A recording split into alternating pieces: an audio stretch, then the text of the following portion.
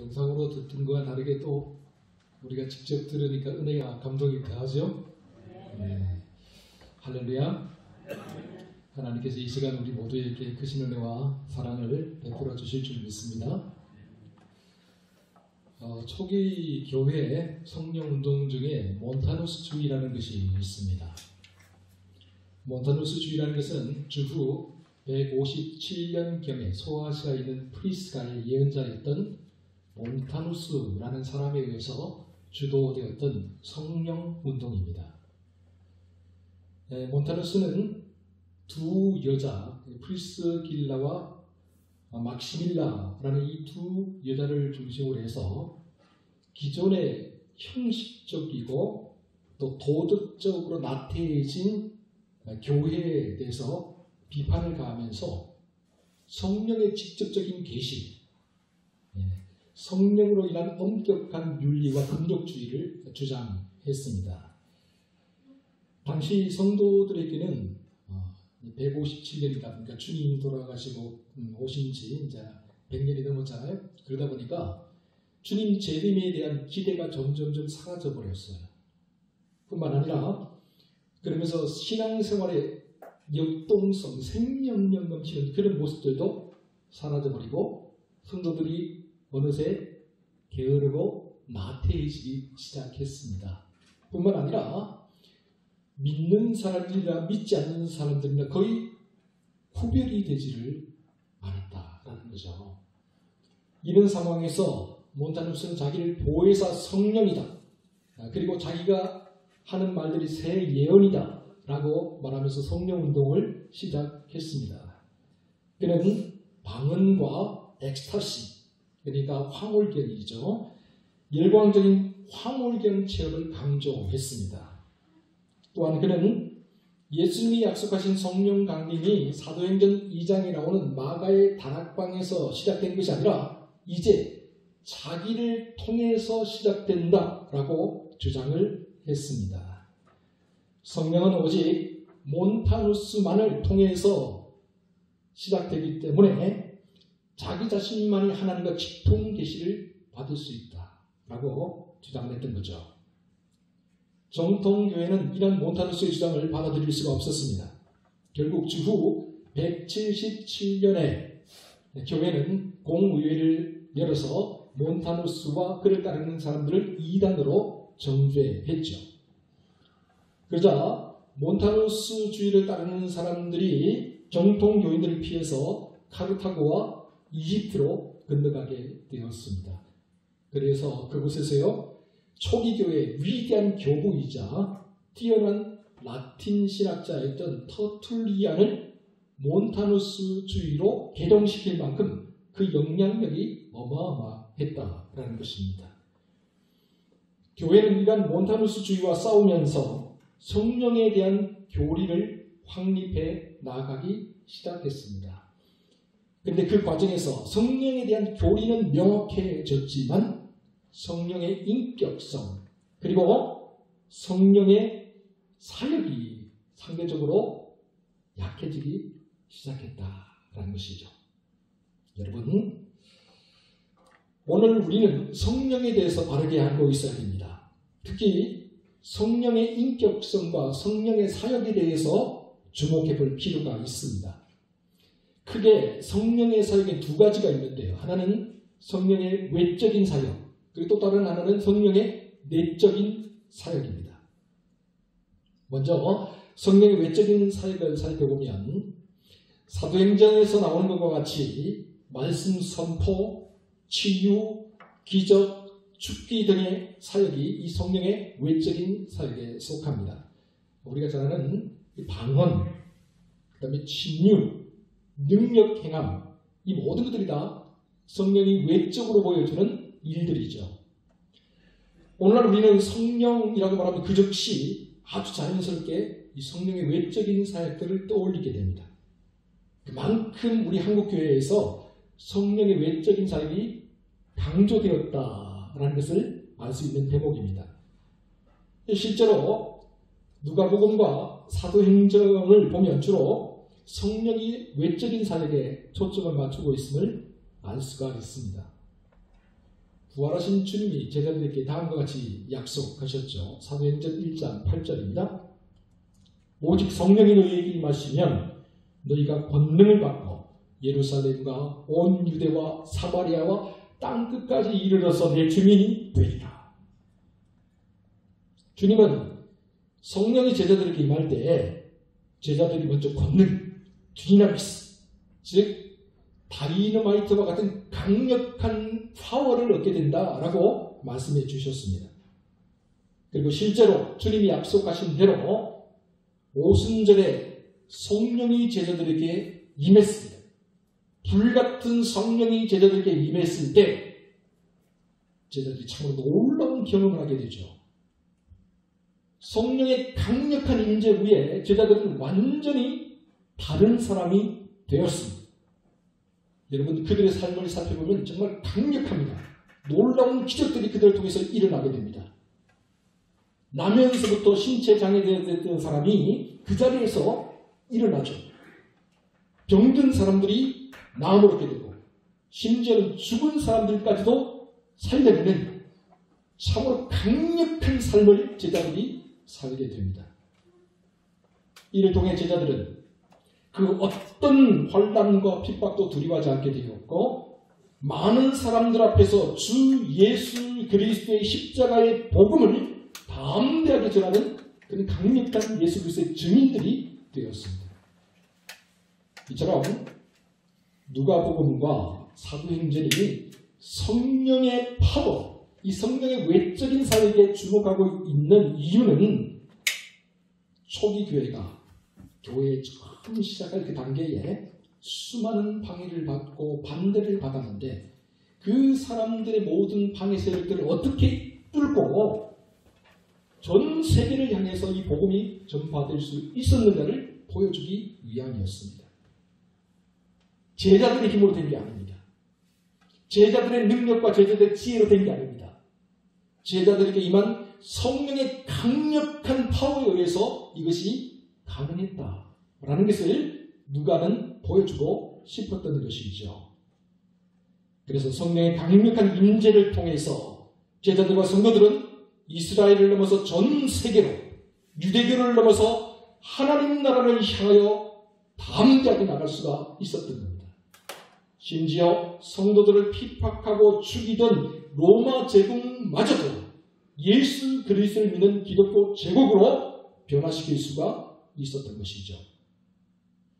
이처럼 초기 교회의 모습을 가만히 살펴보면 성령의 외적인 모습들이 굉장히 강조되고 있다는 것을 알 수가 있습니다. 그리고 성령의 외적인 사역에 의해서 복음이 힘차게 전파되고 있음을 또한 우리가 살펴볼 수가 있지요. 그런데 문제는 오늘날에도 성령이라고 말하면 이 외적인 사역에 사람들이 집중한다라는 사실입니다. 이렇게 성령의 외적인 사역에 집중을 하다 보면 그것을 강조하다 보면 성령의 인격성, 성령의 내적인 사역이 줄어들게 되고 자연적으로 강조가 되지 않는 그런 현상이 벌어지게 되겠죠. 그렇게 되면 여러분 저 옛날 몬타누스주의처럼 또다시 성령 운동이 일어나게 되는데 잘못된 방향으로 나갈 경향이 많다. 성령의 은사, 신비적인 황홀경, 그리고 밖으로 드러나는 능력 이런 것에 집중하다 보면 자칫 잘못된 길로 빠지기가 쉽다라는 거죠. 실질적으로 요즘 미국과 서구 사회를 중심으로 신사도 운동이라는 것이 강력하게 일어나고 있습니다. 신사도 운동이 성령의 외적인 사역, 방언을 말하거나 아니면 황홀경을 체험하거나 심지어는 신사도에 의해서 안수를 받으면 그 자리에서 넘어지거나 거룩한 웃음을 끊임없이 계속해서 웃는 그런 현상들에 집중하는 경향이 있습니다. 여러분 이렇게 성령의 외적인 사역에 집중하다 보면요 인위적인 조작이 들어가게 됩니다. 어느 특정한 사람이나 특정한 단체를 신성시하는 그런 일들이 벌어지게 된다라는 것이죠. 그래서 이제 오늘 우리는 성령의 외적인 사역도 정말 중요한 일이지만 외적인 사역에 더해서 이제는 내적인 사역을 주목해 볼 필요가 있다라는 것이죠. 성령의 내적인 사역은 주로 바울 서신이나 사도 요한이 쓴 서신들에 잘 나타나 있습니다. 성령의 내적인 사역은 성령께서 우리에게 들어오심으로 말미암아 우리가 내면적으로 변화되고 우리의 삶이 하나님을 닮아 거룩해지고 나아가는 데 초점을 맞추고 있습니다. 그래서요, 갈라디아서 5장을 보면 5장 22절에 성령의 열매들, 우리가 생각하는 성령의 열매들이 나와 있죠. 오직 성령의 열매는 사랑과 희락과 화평과 오래 참음과 자비와 양선과 충성과 온유와 절제리 이 같은 것을 금지할 법이 없느니라. 그러니까 성령이 우리에게 임하시면 우리의 인격이 변화된다라는 거예요. 그러면서 성령이 우리 안에서 일하시는 증거로서 우리 안에 임하는 증거로서 우리가 성령의 열매들을 맺게 된다라는 것이죠. 자, 그래서 여러분 고린도전서 12장과 로마서 12장을 살펴보면 성령의 은사들을 쭉 열거하는 그런 장면이 나오는데요. 우리가 잘 아는 방언, 치유, 죽기와 같은 그런 성령의 외적인 은사들보다 여러분 성령의 내적인 은사들이 훨씬 더 많이 언급되고 있다는 거예요. 어떤 것들입니까? 지혜의 말씀, 지식의 말씀, 섬기는 일, 가르치는 일, 위로하는 일, 구제하는 일, 지도하는 일, 이런 눈에 보이지 않는 내적인 은사들이 훨씬 더 많이 언급되고 있다는 거죠. 그리고 사도 바울은 고린도전서 2장 10절에서 다음과 같이 말합니다. 오직 하나님이 성령으로 이것을 우리에게 보이셨나니 성령은 모든 것, 곧 하나님의 깊은 것까지도 통달하시느니라. 성령이 오시면 어떤 일이 벌어지느냐?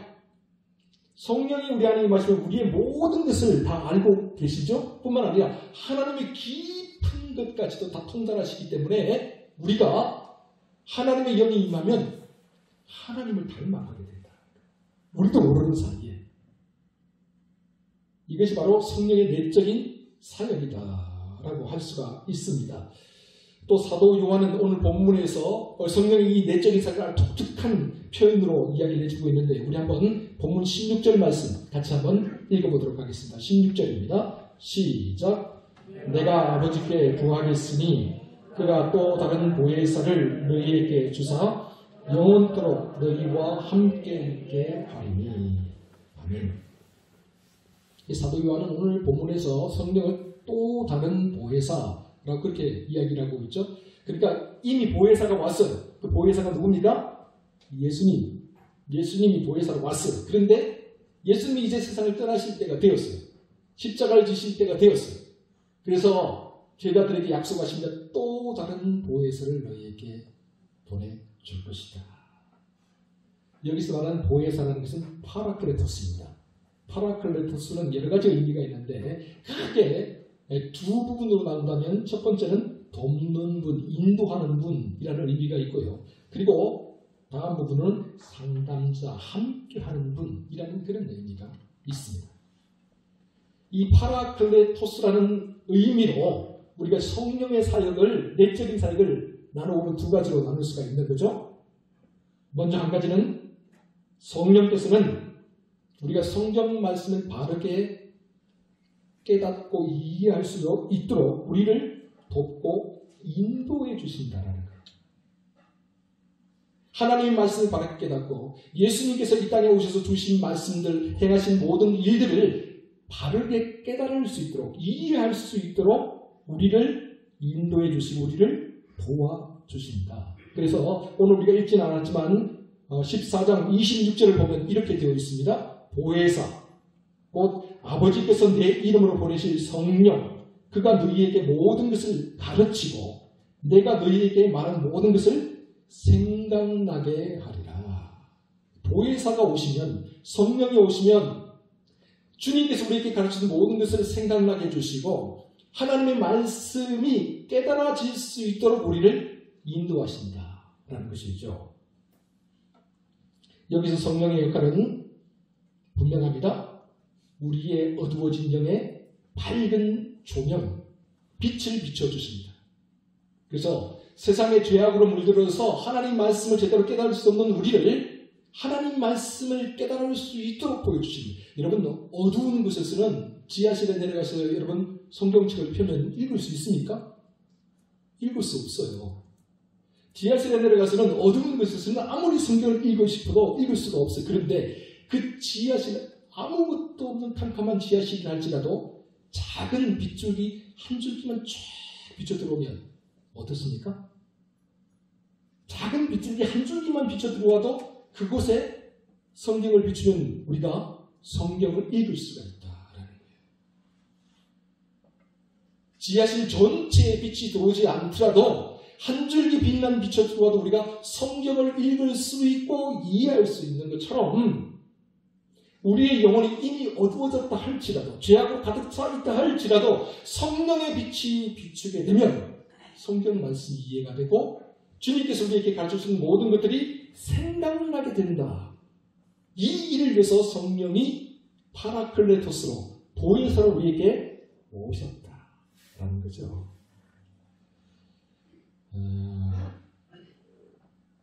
그래서요, 성령께서는 우리 성경 말씀에도 그런 말씀이 우리가 잘 나와 있죠.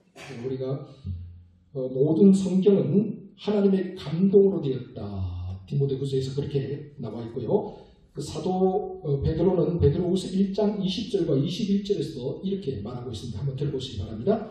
먼저 할 것은 성경의 모든 예언은 사사로이 풀 것이 아니니 예언은 언제든지 사람의 뜻으로 내는 것이 아니요 오직 성령의 감동하심을 받은 사람들이 하나님께 받아 말한 것입니다.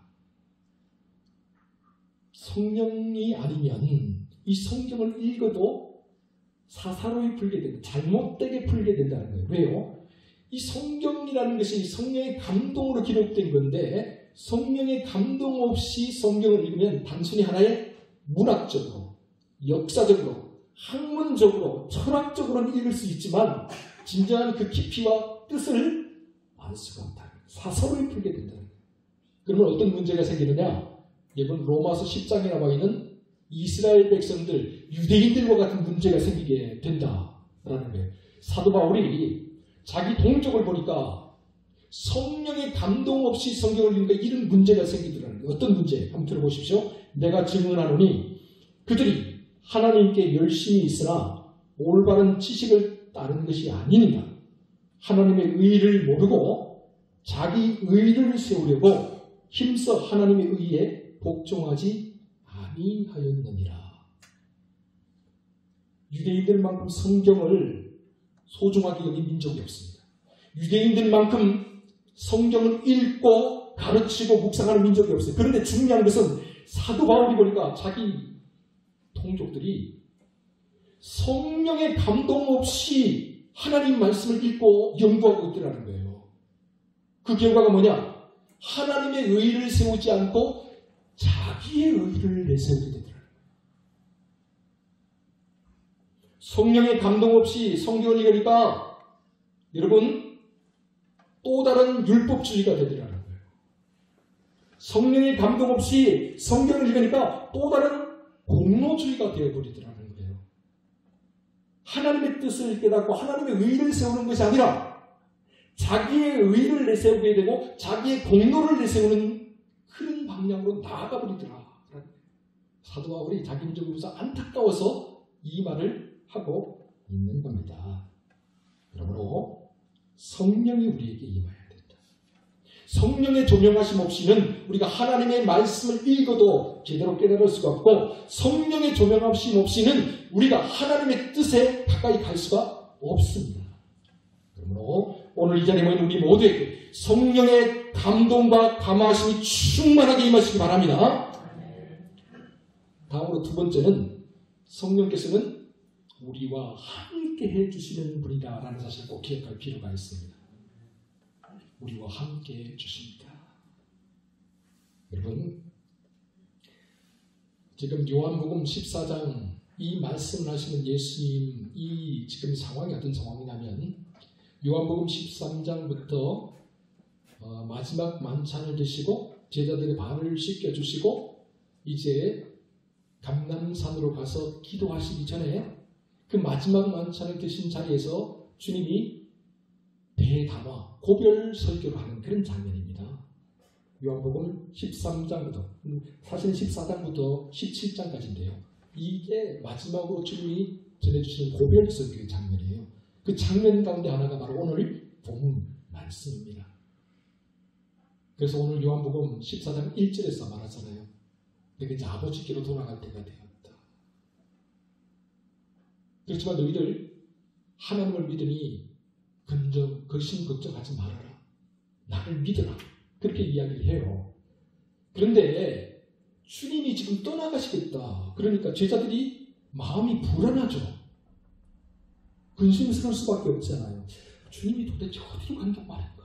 우리를 버려두고 아주 다른 세상으로 간단 말인가? 제자들 마음 가운데 근심 걱정이 가득합니다. 그런 제자들에게 근심하지 마라. 근심하지 마라. 계속해서 이야기를 내줘요. 너희는 마음에 근심하지 말라. 하나님을 믿은 또 나를 믿어라. 내가 너희 마음 가운데 평강을 준다. 내가 세상을 이긴 것처럼 너희들도 세상을 이길 수 있을 거야. 그렇게 말을 하시지만 제자들의 마음은 여전히 불안한 거예요. 그때 주님께서 주신 말씀이 오늘 본문 말씀인 거예요. 내가 가는 것이 너희에게 유익하다. 내가 가면 또 다른 보혜사를 너희에게 보내줄 거야. 그 보혜사는 영원토록 세상 끝날까지 너희와 함께 하시는 거야.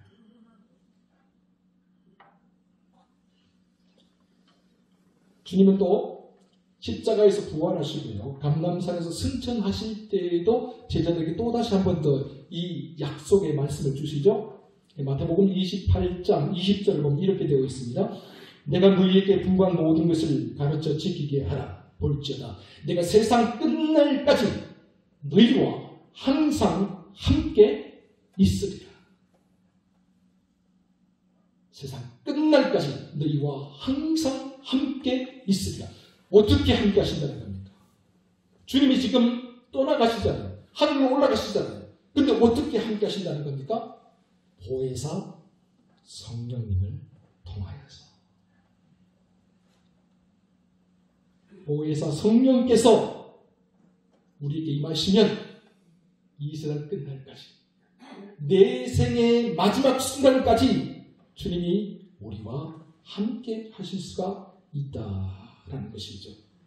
여러분, 함께하면 어떤 일이 벌어질까요? 함께하면 위로가 됩니다. 그죠? 내 마음이 아플 때, 내가 괴로울 때 누군가 함께 해주면 정말 큰 위로가 됩니다. 말하지 않아도요. 많은 말을 하지 않아도 곁에 누군가 함께 있어준다는 것만으로도 큰 위로가 됩니다. 얼마 전에 저와 함께 신학교 입학했던 친구가 총회에서 일을 했는데 과로사로 죽었습니다. 딸 둘을 남겨놓고요. 아직 고등학생인데 먼저 죽었습니다. 아유, 뭔 말을 못하겠더라고요. 가서 제가 무슨 말을 하겠습니까? 그냥 아무 말도 제대로 못하고 그냥 오전에 가서 함께 있다 왔습니다. 우리 친구들도 그렇고 유가족들도 그렇고. 근데 사실 장례식장에 가서 제가 장례를 인도하거나 또 조문을 할 때마다 늘 느끼는 거지만 우리 사람의 말이라는 게 한계가 있다는 것을 느껴요. 아무리 좋은 말, 아무리 감동적인 말을 해도 한계가 있어요. 그 마음에 가닿지를 못한다는 거죠. 그런데요, 함께 있어주는 것만으로, 곁에 있어주는 것만으로도 위로가 되더라는 거예요. 코로나 시기 얼마나 어렵습니까, 여러분? 전부 다 떨어져 있잖아요. 그래서 우리 함께 한다는 것이 얼마나 소중한 것인가 비로소 깨닫게 되지 않습니까? 우리 지금 2달 넘게 예배 못 드리다가 오늘 이렇게 함께 예배를 드리는데 제 마음이 얼마나 감동이 되는지 얼마나 기쁜지 모릅니다, 여러분. 여러분도 그렇지 않습니까? 함께 한다는 것에 힘이고 능력입니다. 여러분, 그런데 주님이 우리와 함께 하신다면 얼마나 큰 위로가 되겠습니까? 얼마나 큰 능력이 되겠습니까? 이 세상 끝날까지 주님이 함께 하신다면 우리가 그 어떤 어려움, 그 어떤 혼란과 핍박, 고난이 있다 할지라도 이겨낼 수 있지 않겠습니까? 여러분, 주님은 우리와 함께 하시기를 원하시는 분입니다. 우리 인생 끝날까지 나의 생명이 다하는 그 순간까지 주님은 우리와 함께 하신다는 사실을 절대 잊지 마시기 바랍니다. 그리고 또 함께 하신다는 의미는 서로 닮아간다는 의미예요. 여러분, 그렇죠? 누군가와 함께 한다? 나도 모르게 닮아가는 거예요. 스며든다라는 말이 있죠. 그죠? 여러분, 한지에다가 붓을 쫙 하면 그 붓에 있는 먹이 쫙 스며드는 모습을 우리가 보지 않습니까? 그죠? 네, 붓만 갖다 대었는데도 그죠? 붓에 있는 먹이 쫙 스며드는 그런 아주 멋진 모습을 보게 되는데 함께 한다라는 것은 스며든다는 거예요. 저 사람이 가진 색깔이 나에게 스며들고 저 사람이 가진 성품이 나에게 스며들고 저 사람이 가진 분위기가 나에게 스며들고 심지어 저 사람이 가진 삶의 패턴과 생활의 모습이 나에게 나도 모르는 사이에 스며들고 그래서 말도 닮아가잖아요. 함께하면 말투 닮아갑니다. 여러분 경상도 말을 쓰는 사람들과 함께 오래 살다 보면요 자기도 모르게 경상도 말을 쓰게 되고 전라도 말을 쓰는 사람과 오래 함께 살다 보면요 자기도 모르게 전라도 말을 쓰게 되고 이게 닮아간다는 거잖아요. 스며든다는 거죠. 함께하는 힘입니다. 여러분 이게 우리가 성령과 함께한다는 의미도 바로 이와 같습니다. 닮아갑니다. 어떻게 닮아갑니까? 거룩하게 닮아갑니다. 거룩하신 성령님이 우리 안에 거하시고 우리가 성령님을 모시고 함께 살아가게 되면 우리도 모르는 사이에 성령님을 닮아가게 돼요. 나의 인격이 변화되고 나의 말이 변화되고 내가 살아가는 삶의 가치와 세계관이 변화되고 여러분 그러나 세상을 함께 한다면 세상의 신을 내 마음속에 모시고 살아가면 세상을 닮아가게 되는 거예요. 세상의 가치, 세상이 가는 길 닮아가게 되어 있습니다. 네, 보스턴에 어느 아동보호소에 앤이라는 소녀가 있었습니다. 앤의 엄마는 죽었어요. 아빠는 알코올 중독자였어요. 그래서 앤에게 동생이 있었는데 동생과 함께 이 아동보호소로 가게 되었습니다. 그러나 앤의 동생도 그만 이 아동보호소에서 죽고 말았어요. 그러자 앤이 그때부터 말을 하지 않기 시작합니다. 그리고 가끔씩 괴성을 지르면서 옆에 있는 모든 물건들을 던지고 난리법석을 피우기 시작합니다. 그러다가 수시로 자살을 시도합니다. 그들은 결국 두 눈이 멀어버리고 말았습니다. 결국 정신병동에서는 정신병동으로 보내지게 되고요. 정신병동에서 이 아이를 감당할 수 없다 해서 지하로 보내게 됩니다. 지하 독방에 혼자 갇혀있게 돼요. 이 아이는 도저히 가망이 없다. 포기하자. 모든 사람들이 그렇게 이야기를 했어요. 그런데 나이가 많이 든 로라라는 간호사가 있었는데 이 로라라는 간호사는 내가 이 아이를 돌보겠습니다. 포기할 수 없습니다. 라고 그렇게 이야기를 해서 로라가 이 아이를 돌보게 됩니다. 근데 로라는 예수 그리스도를 믿는 사람이었습니다. 성령의 능력을 믿는 사람이었습니다. 로라는 매일매일 앤을 찾아갑니다. 그리고 이 아이에게 맛있는 음식을 줍니다. 이 아이에게 이야기를 해주고요. 그리고 기도해주고 나옵니다. 그럼에도 불구하고 애는 마치 차가운 담벼락처럼 싸늘해. 음식을 갖다 도 먹지도 않고 이야기를 해주거나 기도를 해줘도 반응이 전혀 없어요. 죽었는지 살았는지도 몰라요. 그런 상태로 시간이 흘러갑니다. 그래도 어느 날 로라가 맛있는 음식을 주고 그 다음날 왔는데 초콜릿 하나가 사라진 것을 보았어요. 아, 이 아이가 초콜릿을 먹기 시작했구나. 그때부터 로라가 소망을 품게 됩니다. 더욱더 간절히 기도하게 됩니다. 하나님, 이 아이의 마음의 문을 열어주십시오. 하나님께서 약속하신 점 이 아이와 함께 해주십시오. 성령님께서 이 아이에게 감동, 감화, 역사해 주십시오. 그러면서 이 아이에게 통일하게 자기가 살아오는 삶의 이야기를 들려주고요. 또 이 아이를 위해서 간절히 기도하고. 그러던 어느 날 앤이 독방의 창살을 통해서 비춰오는 이 햇살을 받으면서 반응을 하기 시작합니다. 가끔씩 또 정신이 온전한 아이처럼 로라에게 아주 제자리 되면서 이야기를 하기 시작합니다. 그래서 그 정상적인 모습의 빈도수가 점점 많아지기 시작합니다. 그리고 마침내 2년 만에 앤이 정상적인 아이로 돌아오게 됩니다.